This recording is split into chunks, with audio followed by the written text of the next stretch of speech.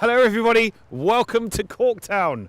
My name's Roland London and we are live in the D. We're here in Corktown, Detroit's oldest neighbourhood, celebrating Corktownaglow, the second annual festival celebrating everything that's great about Corktown, its people, the businesses, and how this area has changed so much over the last few years. We spent the day today visiting some of its amazing people, so let's go and see what kind of fun we had. Hello everybody, welcome to Corktown. My name's Roland London and we're live in the D. We're here to celebrate everything Corktown, its people, its places and businesses, and why this is such a special part of Detroit. Detroit's oldest neighbourhood. Let's go and see what kind of fun we can have.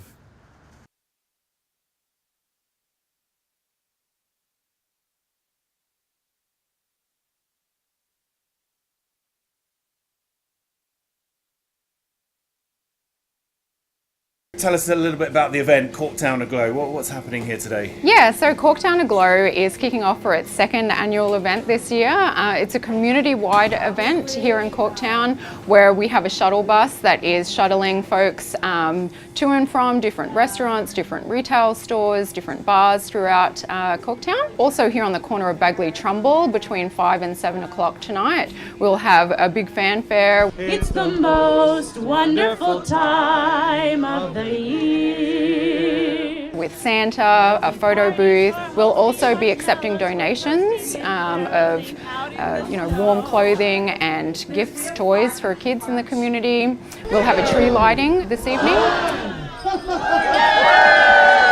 And we will also be roasting marshmallows and having hot chocolate and lots of other fun things. Here we are on the official Corktown shuttle bus. I'm here with the lovely Tim McKay, who is our tour guide for this tour on the tour bus, the shuttle bus. If this neighborhood had not been designated historic, very likely there would be no activity at the old former Tiger Stadium site. That PAL, the Police Athletic League, now is developing that site, compelled by the desire to maintain that incredible historic place. Social history transformed the ball game, and it happened at that site. So it's important for us to kind of offer that history. We're on the Corktown tour bus with two of its riders. And who are you? Brad. And Tony. And where are you guys from? I'm from Commerce Township. Livonia. Okay, and so what made you come on the tour bus today? A couple times a year. And we came down today for the Aglow celebration. So what do you think to our tour bus? It's great. It's getting us around. Sex, drugs and rock and roll, right? Yep. A little too old for a couple of those.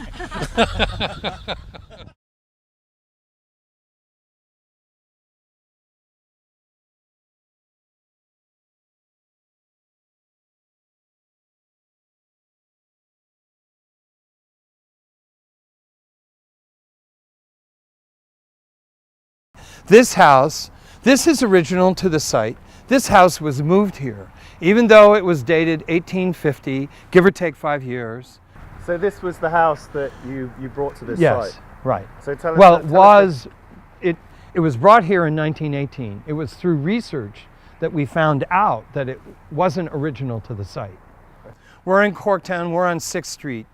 A collection of the oldest section of Corktown is located within just a few blocks of here and these buildings that are here. So tell me how this area has changed. In 1984, essentially bulldozers were lining the area, ready to develop the rest of the commercial industrial that is just south of here. They were going to level it. Without the Corktown Development Agency, what would have happened to this area? It would have struggled and probably whimpered out, particularly after Tiger Stadium got torn down. If historic designation hadn't happened, we would not be here talking about this. We would not be welcoming PAL to the neighborhood. We would probably not have any residents, and perhaps this school, which has been taking in students for 179 years, would not be here. It's a historic designation that created the buzz that wrapped itself around history, that also taught people, or it's hopefully sharing the story, ordinary people are extremely important to the development and the strength of the United States of America. That's what this story is about, the courageous ordinary. throughout my travels in Corktown, I've been asking different people of why Corktown is called Corktown. My favourite so far is that the houses used to be made of cork. So Tim McKay, our tour guide, do tell us the official story. The immigrants who landed here and settled in this part of town came through the port of Cork, and some came from the county of Cork, being residents of that. So it would have been a very large Irish community back then? Very much so, indeed. There were a few thousand initially. The Irish weren't the only settlers here, but they were predominantly the settlers. So there you have it. That's the official reason. Back to the studio.